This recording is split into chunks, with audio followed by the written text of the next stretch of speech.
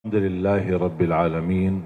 أشهد أن لا إله إلا الله وحده لا شريك له ولي الصالحين، وأشهد أن سيدنا ونبينا محمدا عبده ورسوله الصادق الأمين. اللهم صل وسلم وبارك على سيدنا محمد وعلى آله وصحبه ومن تبعهم بإحسان إلى يوم الدين. سبحانك لا علم لنا إلا ما علمتنا إنك أنت العليم الحكيم. Bapak Ibu jamaah sekalian dimuliakan Allah Subhanahu wa taala. Alhamdulillah wa syukrillah. Saya tidak bisa membayangkan 12 tahun sudah berlalu. Saya masih ingat pertama kali belum bisa sama sekali bahasa Indonesia tahun 2008. Cuma saya ingat satu kalimat, bagus. Jadi orang bicara sama saya, cuma saya jawab bagus. Sudah makan? Bagus. Mau kemana? Bagus. Jadi saya artikan semua bagus. Dan selalu saya berdoa, ya Allah tolong bantulah saya supaya bisa bahasa Indonesia yang bisa difahami. Kira-kira Bapak Ibu faham gak sekarang? Berarti doa saya sudah kabul. Karena itu doa saya tidak pernah belajar sekolah Indonesia atau kursus bahasa Indonesia atau dari kamus. Nah, cuman hanya bergaul, duduk, dengar, sering saya dengar, alhamdulillah bisa hafal. Ketika ucapkannya mungkin belum begitu pas, orang-orang ketawain dulu, tidak apa-apa. Saya bilang diketawain, dia bodohin, tidak apa-apa. Yang penting saya bisa sampaikan yang bermanfaat. Alhamdulillah berjalan waktu sedikit demi sedikit bisa mendapatkan. Bahkan saya dapat kejutan. Saya menemukan saudara keluarga saya di Indonesia. Dulu ibu saya dan ayah tidak pernah cerita. Tapi saya ketika sudah berada di sini, baru saya menemukan saudara keluarga. Ternyata kakek saya dan ayah kakek saya, dua-duanya kelahiran Lombok. Bahkan ayah kakek saya dibunuh sama penjajah Belanda dan dia punya makam besar di Ampenan, di Lombok, dan dia mampu mempersatukan orang Sasak di Lombok untuk melawan penjajah Belanda. Makanya ketika saya bertemu Presiden Jokowi, saya sampaikan saya sebenarnya cucu pahlawan tapi belum terdaftar. Dan subhanallah tidak membayangkan begitu saya ke Indonesia bisa menemukan sejarah keluarga. Bahkan saya punya keluarga besar di Lombok, di Cirebon, di Surabaya. Salah satu kakek saya nikah sama orang Bumi Ayu di Jawa Tengah. Kemudian bertemu dengan keluarganya juga di Cirebon. Ada juga di Bali, kemudian di Jakarta. Barangkali di Cimahi besok-besok ketemu ada orang yang bunga keluarga. Jadi subhanallah begitu dunia ini kecil. Kita bisa terus bertemu dengan keluarga dan kita terus bisa melanjutkan perjuangan.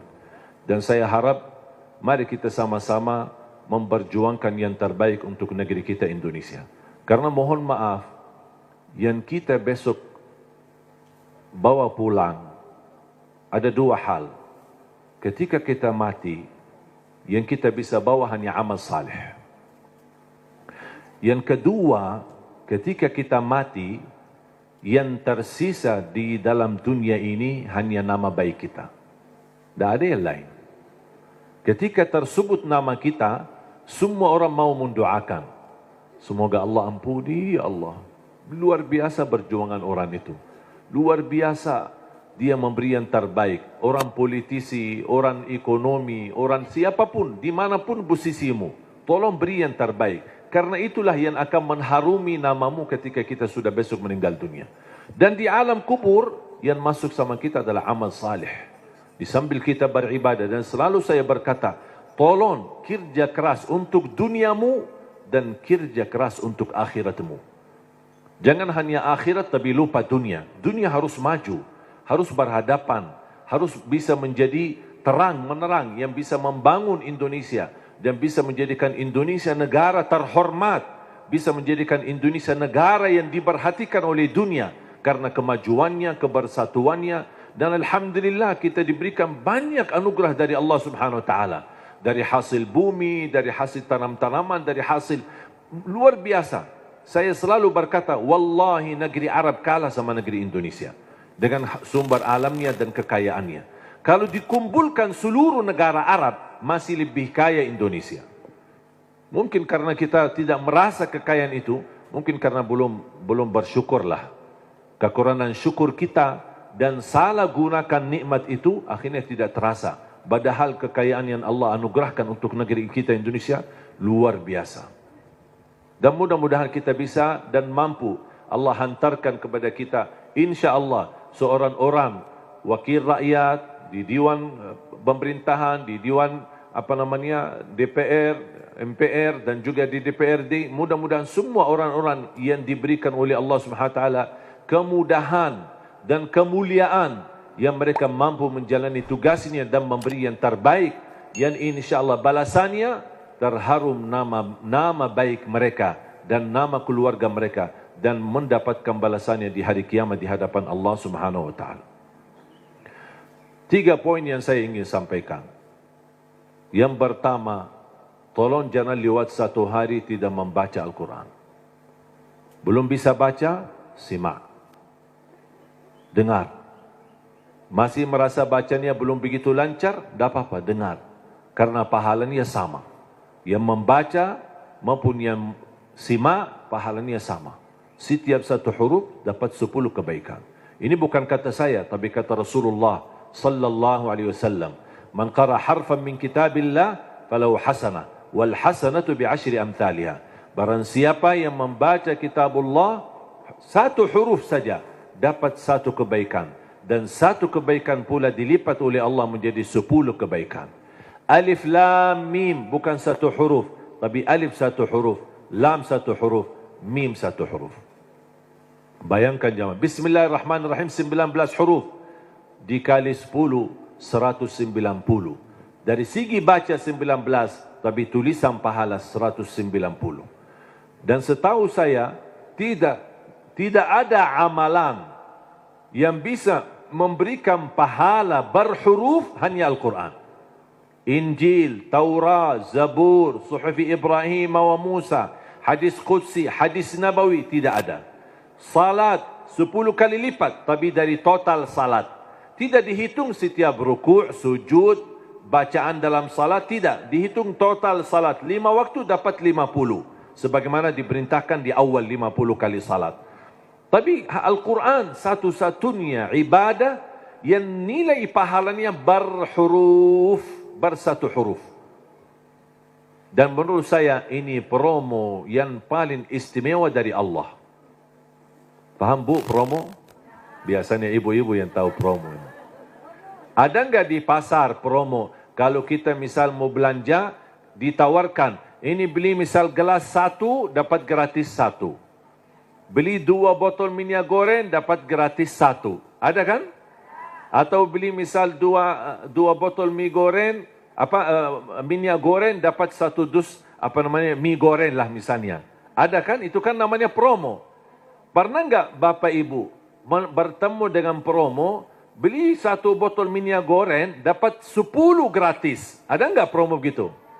Pasti merugi kan? Allah SWT tahu manusia suka promo, makanya Allah tawarkan promonya. 1 huruf dapat 10 kebaikan. Tapi sayang sekali, yang berlaku promo manusia, tapi promo Allah belum laku. Karena banyak kita manfaatkan promo manusia, tapi tidak memanfaatkan promo dari Allah SWT. Bahkan berita gembira, ada orang berkata, saya sebenarnya ingin baca, tapi bata-bata bacaan saya. Saya takut salah, nanti malah dosa. Mendingan tidak usah baca. Itu alasannya karena berbata-bata. Ada berita gembira dari Rasulullah SAW.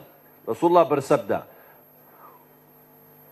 "Walladhi yaqra'ul Qur'ana wa yatata'ta'u fihi wa huwa 'alaihi syaq lahu ajran." Barang siapa yang membaca Al-Quran, kemudian dia berbata-bata. Terima kasih ya Rasulullah.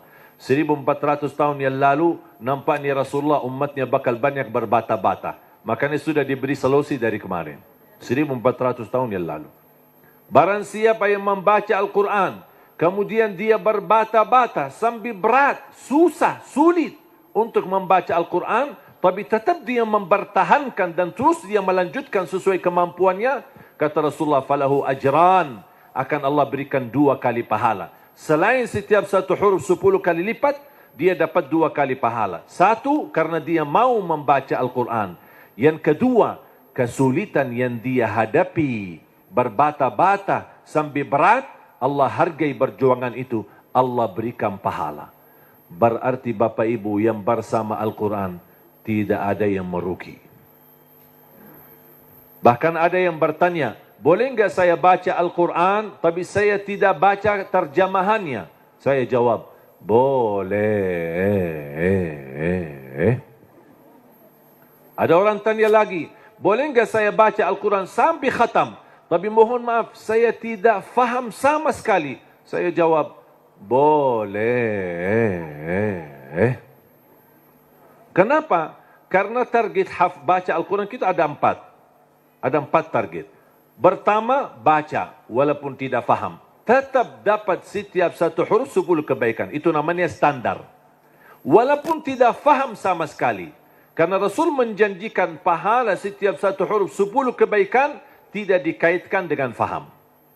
Target kedua, baca dan faham. Berarti ada upaya untuk memahaminya. Itu lagi lebih besar lagi pahalanya. Yang ketiga, baca, faham dan menhayati. Lebih lagi dahsyat pahalanya. Ada lagi yang keempat, baca, faham, hayati dan menamalkan. Kalau tidak bisa semuanya, jangan tinggalkan semuanya. Jangan gara-gara tidak bisa menamalkan malah tinggalkan baca. Tidak bisa faham malah tinggalkan baca. Tidak bisa menhayati malah tinggalkan baca. Standar baca. Tetap mendapatkan setiap satu huruf 10 kebaikan. Jelas? Yang kedua, usahakan jangan tinggalkan ayat kursi setiap habis salat. Semua hafal ayat kursi kan? Sering dibacakan habis salat? Atau kadang-kadang tertinggal? Selalu. Ibu-ibu bilang selalu. Pahalanya apa? Pahalanya apa? Kemarin saya tanya sama ibu-ibu. Selalu. Terus pahalanya? Enggak. Dia tahu amalannya tapi belum tahu pahalanya. Saya kasih tahu pahalanya. Qala Rasulullah sallallahu alaihi wasallam di hadis yang sahih, man qara'a ayatal kursi dubura kulli salatin laisa bainahu wa bainal jannati illa an yamut. Barang siapa yang membaca ayat kursi setiap habis salat, dijamin masuk surga, tidak ada sesuatu yang mampu menghalanginya. Allahu Akbar. Tak ada sesuatu yang mampu menghalanginya, jaminan masuk surga. Cuma baca satu. Saya ketika baca hadis yang sahih ini, saya berfikir, ya Allah, ini satu ayat aja jaminan masuk surga. Gimana 30 juz Al-Quran? Ini baru satu ayat. Gimana kalau orang rutin baca sampai khatam Al-Quran? Selain ayat kursi setiap habis salat, tolong usahakan tutupi harimu dengan baca surat Al-Mulk. Habis beraktivitas, sudah selesai kegiatan, sudah siap-siap mau tidur, tolong sempatkan. Suratul Mulk, kalau bisa sebelumnya boleh witir. Ada orang tanya, boleh enggak saya salat malam sebelum tidur? Saya jawab, boleh. Karena salat malam tidak harus tidur dulu. Banyak orang yang salah faham masalah itu. Ini kembali kemampuan. Cuba kalau kita memaksakan setiap orang mau tahajud atau mau salat malam harus tidur dulu. Ada orang mungkin misal contoh, Pak Ketua Dewan. Aktivitas, rapat, meeting, pulang sudah malam. Kalau dia tidur malam mungkin bisa jam 12, mungkin bisa jam 1. Belum tentu bisa tahajud. Ketiduran, baru dapat 3 jam, maksimal 4 jam, sudah subuh.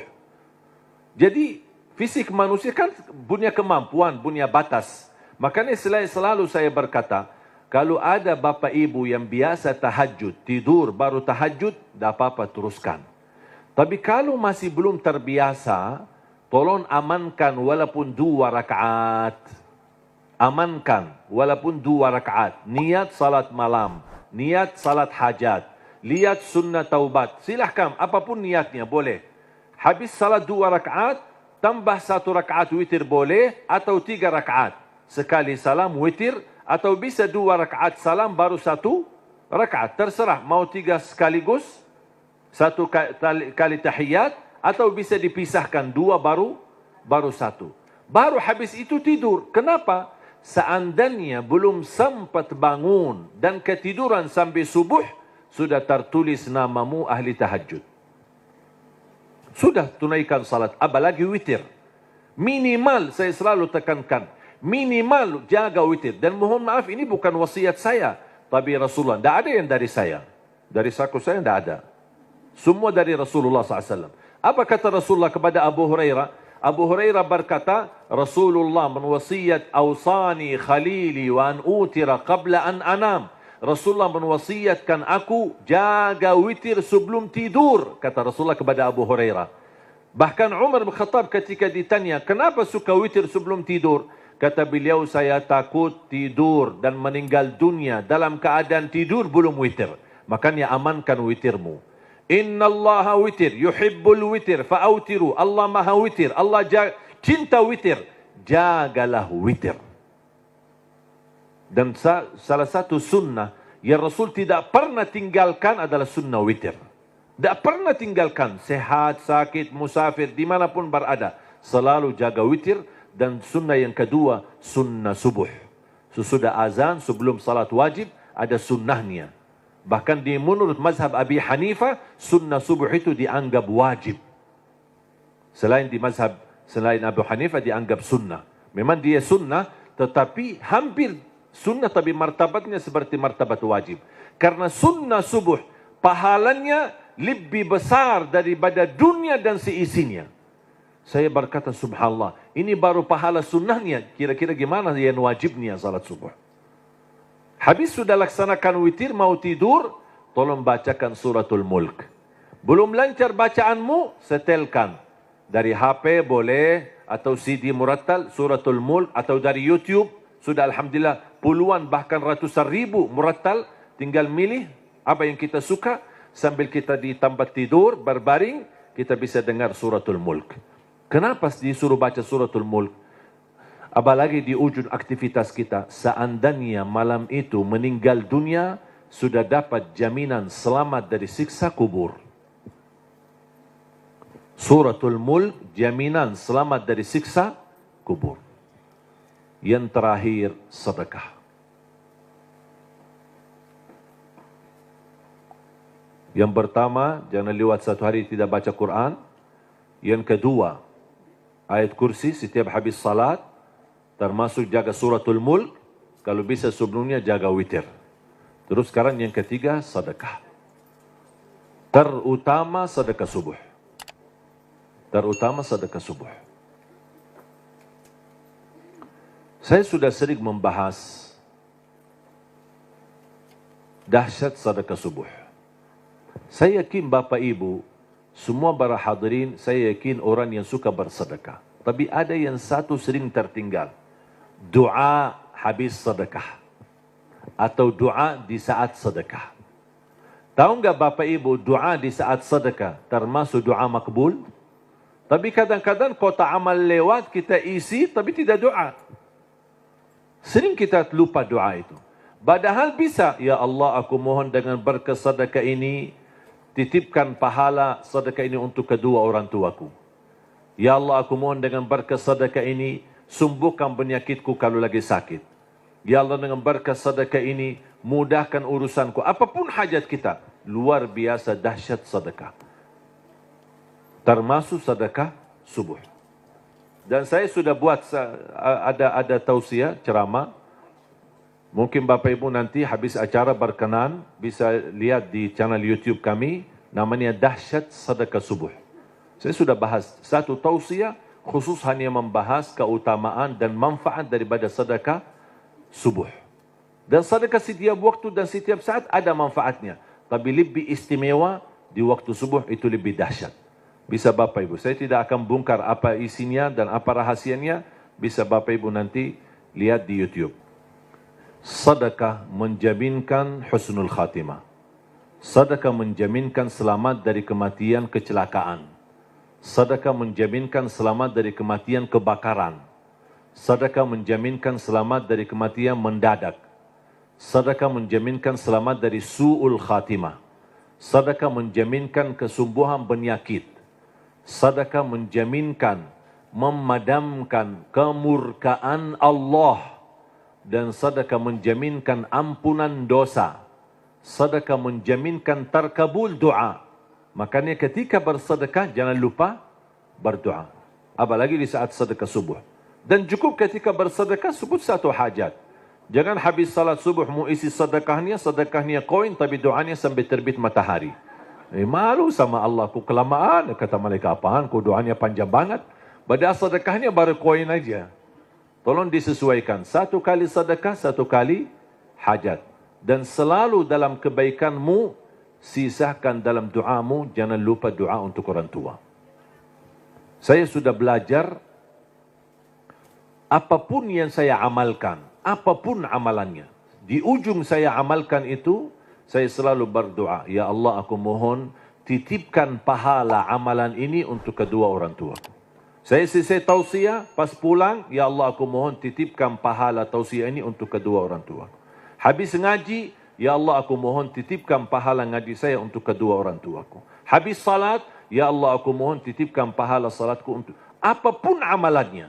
Apapun saya sudah belajar menjadi salah satu upaya berbakti baik sama orang tuanya. Karena berbakti baik sama orang tuanya, walaupun mereka sudah meninggal atau di posisi yang jauh, tidak bisa bertemu setiap waktu dan setiap saat, melalui doa, insya Allah terhitung sebagai berbakti baik. Ada seorang bertanya, kalau orang tua saya sudah tidak ada atau sudah meninggal gimana? Apakah saya masih punya kesempatan berbakti baik? Saya menjawab, masih punya kesempatan. Ada dua amalan, sedekah dan doa bisa menjadi bermanfaat untuk orang tua kita.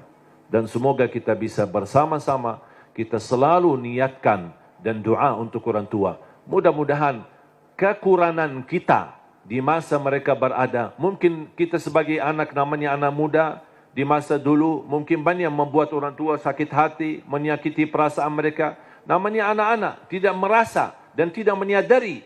Makanya ayo mari kita sama-sama memperbaiki. Semoga semua dosa-dosa kita di hadapan orang tua dan terhadap orang tua mudah-mudahan diampuni oleh Allah Subhanahu wa taala dan dijadikan kita orang yang berbakti yang mendapatkan pahalanya di sisi Allah Subhanahu wa taala. Amin ya rabbal alamin. Mudah-mudahan insyaallah menjadi saksi bagi kita semua dan mudah-mudahan menjadi amal salih yang bisa menyalurkan pahala yang tidak terputus sampai hari kiamat. Amin ya rabbal alamin. Mari kita sama-sama berdoa. Bismillahirrahmanirrahim. Alhamdulillahi rabbil alamin. Allahumma salli ala sayyidina Muhammad wa ala ali sayyidina Muhammad. Allahumma ya Allah ya dzal jalal wal ikram. Berilah kepada kami petunjuk pada jalan yang lurus. Hidupkanlah kami dalam keadaan iman, wafatkanlah kami dalam keadaan Islam. Akhiri hayat kami dengan husnul khatimah. Jadikan kami semua serta keluarga kami ahlul Quran, pencinta Al-Quran, penghafal Al-Quran, yang mendapatkan syafaatnya Al-Quran. Ya Allah, lancarkan upaya dan ikhtiar Majlis Nurun Nisa ini bersama Yayasanmu di Luhur. Ya Allah, jadikan perjuangan mereka menjadi amal salih yang diterima di sisimu. Dan jadikan tempat ini menjadi tempat pusatnya cahaya yang menyebarkan rahmatan lil alamin, yang membawa keberkahan, yang menjadi pusat pendidikan agama, yang bisa memfasilitasi akhlak yang mulia ya rabbal alamin. Allahumma ighfir lana wa liwalidina wa li jami'il muslimina wal mu'minat al ahya'i minhum wal amwat.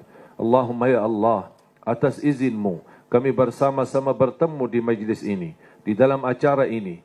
Anugerahkan kepada kami kemuliaan, sama-sama bertemu kembali di dalam surgamu ya Allah bersama Nabi Muhammad sallallahu alaihi wasallam. Rabbana taqabbal minna innaka antas samiul alim wa tub alaina innaka antat tawwabur rahim. Rabbana atina fid dunya hasanah وفي الآخرة حسنة وقنا عذاب النار. وصلى الله على سيدنا ونبينا محمد وعلى آله وصحبه وبارك وسلم، والحمد لله رب